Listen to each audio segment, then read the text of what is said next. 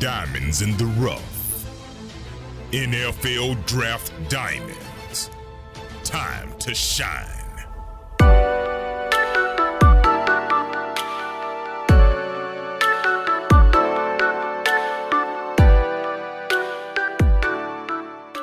Hi, I'm Jimmy Williams from Draft Diamonds, and I'm here with Grady Daniels, who's a safety out of Lindenwood. How are you, sir? I'm doing well.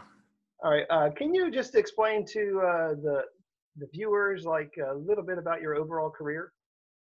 Overall career, came out of high school, got signed to Lindenwood and came in. There's a couple older safeties above me, and my coaches told me that they needed another safety to play. So I came in as the third rotational guy my freshman year. Started playing, sharing time with a couple older guys my true freshman year, and then going into sophomore year, had one of them graduate. Became a starter and been a starter since my sophomore year and junior year, and haven't quite looked back. Cool. And I noticed after looking at a lot of your stats that you're kind of a tackling machine. So I mean, since you've been a starter, you had 103 tackles in 2018, and then you topped that last year with 120. So that's kind of awesome to get those kind of numbers. Yes, Tell me a little bit. I mean, that kind of does put you in a leadership spotlight. Tell me what it really means to be a leader on a football team. I think when you're talking about leadership, to really be a good leader, especially on a football team, you gotta lead by example, and that's on the field, that's off the field. You gotta inspire the upcoming players on your team to do the right thing. And like what our coach always says, when you see something, you say something. So if you see anybody doing the wrong thing outside of the team, you see somebody cutting a workout short, not finishing, not going hard, you gotta speak up and voice what you're seeing. You can't let things slide that are gonna end up coming back and hurting them in the long run, and potentially hurting your team. So you gotta lead by example and really just stay on your team to push them to be better. And you got to do that you got to call people out, but you got to do it in the right way. You can't just be a complete jerk when you're coming after people. You got to kind of try to help them and just push other people to be better by showing them how. Gotcha. And tell me a little bit. I mean, I realize that you're always watching film of your opponents. What do you actually watch when you're in the film room? So when I'm watching film, our coach likes to call it the safeties play big focus, which is like you got to see in-man to in-man on the line of scrimmage. You got to see the backfield and all that.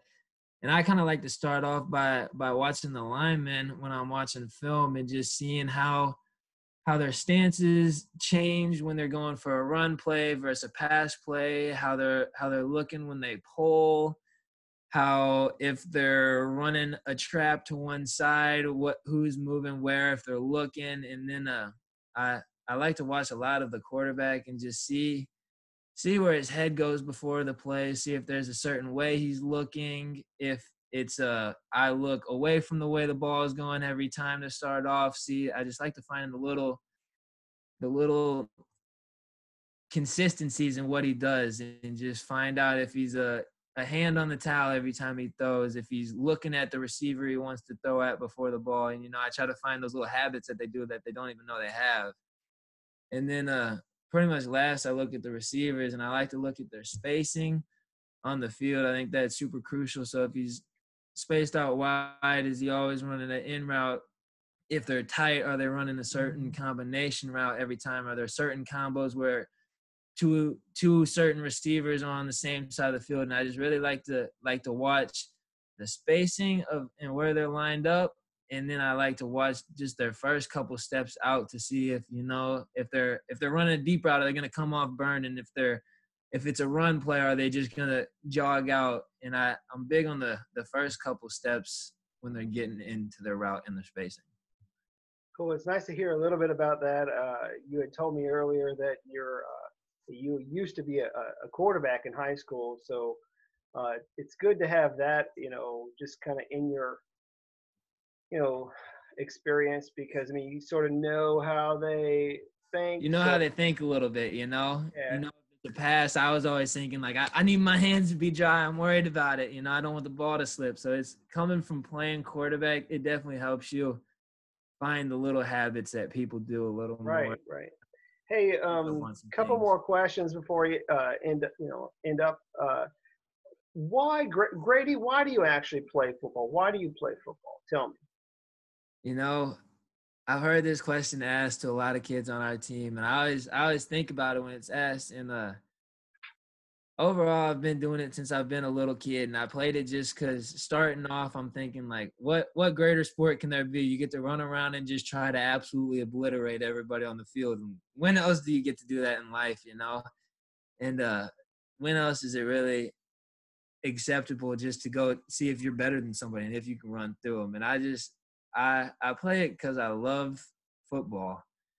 And it, on the other hand, like when games come around, it brings my entire family closer together, you know.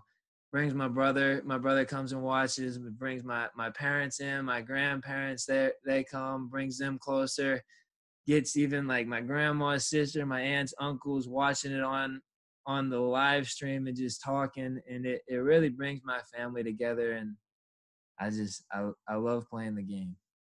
Cool, Grady.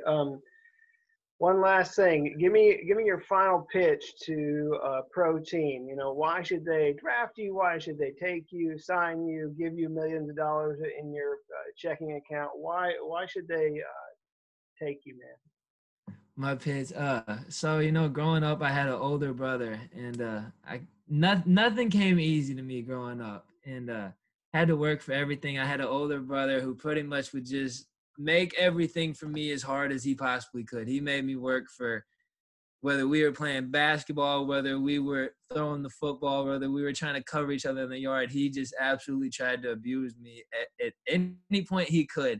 And I've had to work for everything growing up. So, you know, you're not gonna find somebody that's willing to work harder and put in more work than I have. And, you know, I've grown up working all my life, and that's what I'm ready to do.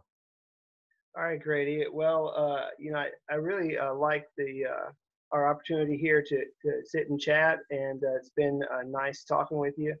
And you guys actually had a great season last year, going 9-4, got to the second round of the playoffs. So wish you the best going forward, man. Yes, sir. Thank you.